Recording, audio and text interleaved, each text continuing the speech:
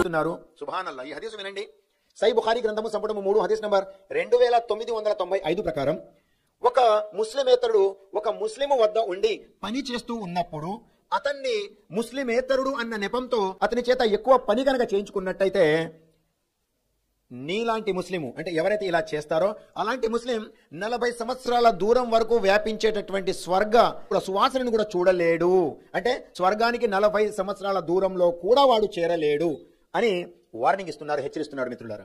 అంటే మనం ముస్లిం గా ఉండి మన వద్ద ముస్లిమేతరుడు ఎవరైనా పని చేస్తూ ఉండగా అతను ముస్లిం కాడు అన్న నెపంతో అతన్ని కనుక జాగ్రత్తగా చూడకుండా అతని శక్తి సామర్థ్యాలకి మించినటువంటి పనిని అతనికి అప్పచెప్పి అతనిని హింసిస్తే గనక లేదా అతని ఆస్తిని కాజేసినా అతనికి రావాల్సినటువంటి డబ్బుని సరైనటువంటి విధంగా ఇవ్వకపోయినా అతని కూలీని చెల్లించకపోయినా ఇత్యాది విషయాలన్నిటిని అనుసరించి ప్రవక్త ముహమ్మద్ సల్లల్లాహు అలైహి వసల్లం వారు తెలుస్తున్నారు.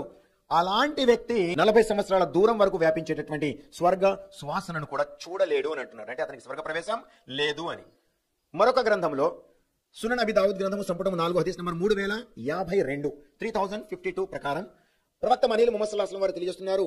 ఒక ముస్లిమేతరుని సోదరుని పట్ల సద్వర్తనను కలిగి ఉండకుండా దుర్వ్యవహారం చూపినా, అతన్ని చంపినా లేదా అతనిని కొట్టినా, అతనిని ద్వేషించిన, అతన్ని దూషించిన, అతనికి రావాల్సినటువంటి సమమైనటువంటి భాగాన్ని ఇవ్వకపోయినా ఆ ముస్లిమేతరుడి పక్షాన్న ప్రళయ దినం నాడు నేను నుంచి అతనికి న్యాయం జరిగేలా చేస్తాను అని ప్రవక్త మహనీయులు ముహమ్మద్ సల్లల్లాహు అలైహి వసల్లం వారు తెలియజేస్తున్నారు.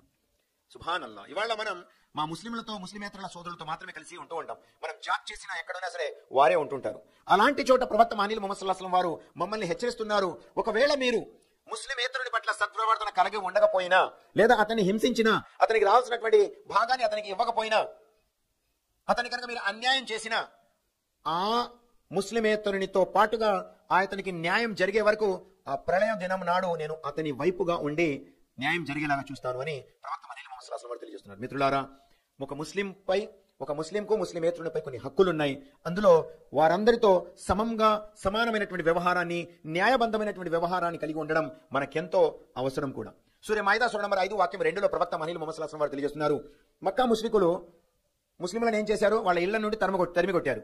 వారిని మస్జిద్ హరాం వైపుకి రానిలేదు కూడా. అలాంటి సందర్భంలో ఈ విషయాన్ని గుర్తు చేస్తూ అల్లాహ్ సుబ్హానహు వ తఆలా ఒక వాక్యాన్ని అవతరింపజేశాడు.